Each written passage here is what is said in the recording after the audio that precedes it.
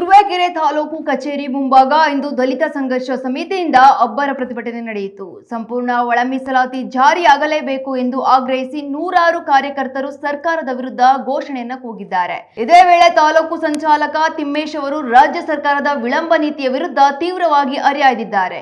ಕೇವಲ ಭರವಸೆ ನೀಡಿದರೆ ಸಾಲದು, ತುರ್ತಾಗಿ ಒಳ ಮೀಸಲಾತಿ ಜಾರಿ ಮಾಡುವ ಮೂಲಕ ಸಾಮಾಜಿಕ ನ್ಯಾಯ ಒದಗಿಸಬೇಕು ಎಂದು ಸರ್ಕಾರಕ್ಕೆ ನೇರ ಎಚ್ಚರಿಕೆ ನೀಡಿದ್ದಾರೆ. ಪ್ರತಿಭಟನಾಕಾರರ ಆಕ್ರೋಶದಿಂದ ತಾಲೂಕು ಕಚೇರಿ ಆವರಣ ಕೆಲ ಕಾಲ ರಣರಂಗವಾಯಿತು. ಒಟ್ಟಿನಲ್ಲಿ ದಲಿತ ಸಮುದಾಯದ ದಶಕಗಳ ಬೇಡಿಕೆಯಾದ ಒಳ ಮೀಸಲಾತಿ ಜಾರಿಗೆ ಈಗ ತುರುವೇಕೆರೆಯಲ್ಲಿ ದೊಡ್ಡ ಮಟ್ಟದ ಕಿಡಿ ಹೊತ್ತಿಕೊಂಡಿದೆ.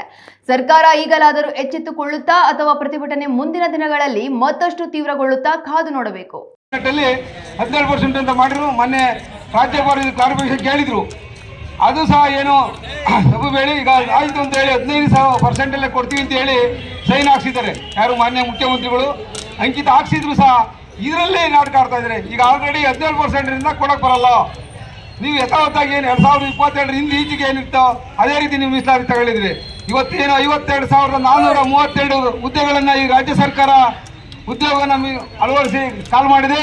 ಇಲ್ಲಿ ಬಂದಿರತಕ್ಕಂಥ ಎಲ್ಲ ಸಾರ್ವಜನಿಕರು ಇವತ್ತು ತಿಳ್ಕೊಬೇಕು, ನಿಮ್ಮ ಮಕ್ಕಳಿಗೂ ಬಹುಶಃ ಏನು ಇವತ್ತು ಜನರೆಲ್ಲರಿಗೂ ಎಲ್ಲರಿಗೂ ಅನ್ಯಾಯ ಆಗ್ತಕ್ಕಂಥದ್ದು. ಯಾಕೆಂದರೆ ಇದೊಂದು ಮೀಸಲಾತಿಯನ್ನು ಇದಿಟ್ಕೊಂಡು ಮಾನ್ಯ ಸಿದ್ದರಾಮಯ್ಯನವರು ಮೀಸಲಾತಿ ಅಡ್ಡ ಇದೆ ಆ ಹುಡುಗರು ಈಗ ಯಾಕೆಂದರೆ ಇವತ್ತು 33 ವರ್ಷ 44 ವರ್ಷ ಕ್ಲಾಸ್ ಏನು ಅಭ್ಯರ್ಥಿಗಳು ಮೀಸಲಾತಿ ವಂಚಿತರಾಗ್ತಕ್ಕಂಥ ಸಂದರ್ಭ ನಿರ್ಮಾಣ ಆಗ್ತಾ ಇದೆ. ಮಾನ್ಯ ಬಂಧುಗಳೇ,